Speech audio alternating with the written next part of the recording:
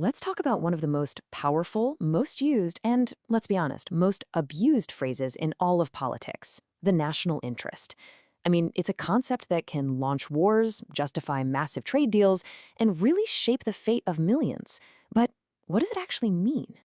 You've heard this a million times, right? It's the go-to line for leaders all over the world. When they say something is in the national interest, it's like they're trying to wrap the policy in a flag. It's meant to give it this special authority, this legitimacy, to make it seem like it's above all the petty day-to-day politics. And there it is. That's the big puzzle we're going to try and solve in this explainer. The term itself is incredibly vague. And you know what? That vagueness is exactly what makes it so useful for politicians, and sometimes so dangerous for the rest of us. I mean, think about it. If we, as citizens, don't have a solid grasp on what the national interest even is, how can we possibly know if our leaders are actually serving it? It makes holding them accountable, evaluating their performance, almost impossible.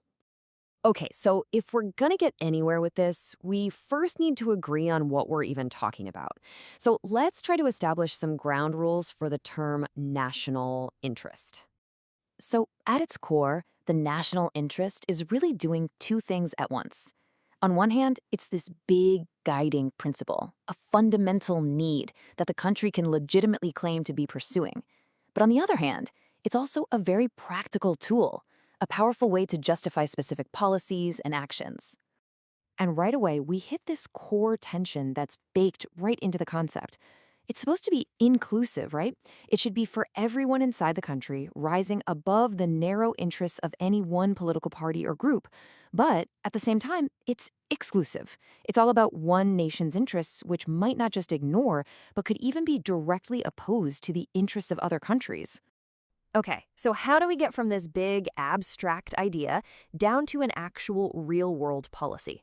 Well, it turns out that scholars and politicians have come up with about 3 different ways of thinking about this. All right, our first approach is maybe the most straightforward one. You could call it the elitist view. And it basically argues that the national interest is, well, whatever the people in charge say it is. The logic here goes something like this. Top-level leaders, they're the ones with all the classified information, the deep expertise, and of course the authority to make the really tough calls. They can see the big picture and weigh all the complicated trade-offs in a way that you or I just can't. So what's really central to this trust the experts view is that it frames the national interest as a top-down declaration. It paints a picture of leaders as these sort of dispassionate guardians who are uniquely capable of figuring out what's best for everyone and then telling us what it is. But you can probably see the huge problem here. It's an accountability nightmare. If the government's actions are, by definition, the national interest, then the government can never act against the national interest. So how do you ever criticize a policy or call it a bad one? You can't.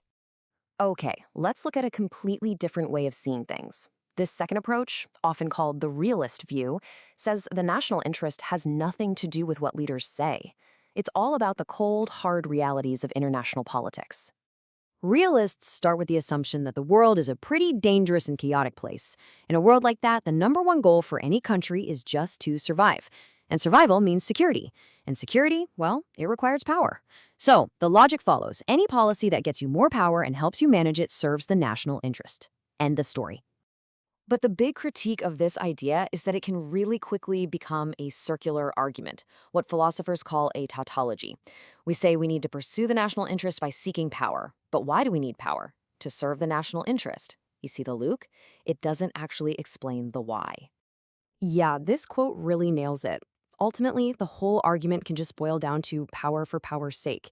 It's not super helpful to say that a country has to get more power just because. Well, because it's seeking power. It gives you a compass that's always pointing toward more, but it never tells you what the final destination is supposed to be. And that brings us to our third approach, which is a total contrast to the first two. This one says, we've been looking in all the wrong places. The national interest isn't something decided by elites in a closed room, and it's not just dictated by power politics. No, it has to come from the people themselves. The most important word on this slide is verifiable. This view argues that you can't just guess or assume what the national interest is. It has to be something you can actually point to, something demonstrated through real democratic processes, like voting in elections, where the nation as a whole can express what it wants. So the democratic view is built on this really powerful idea. who could possibly be a better judge of a nation's interests than the nation itself? But check out that final point because it's fascinating. This approach doesn't say that non-democratic countries don't have a national interest.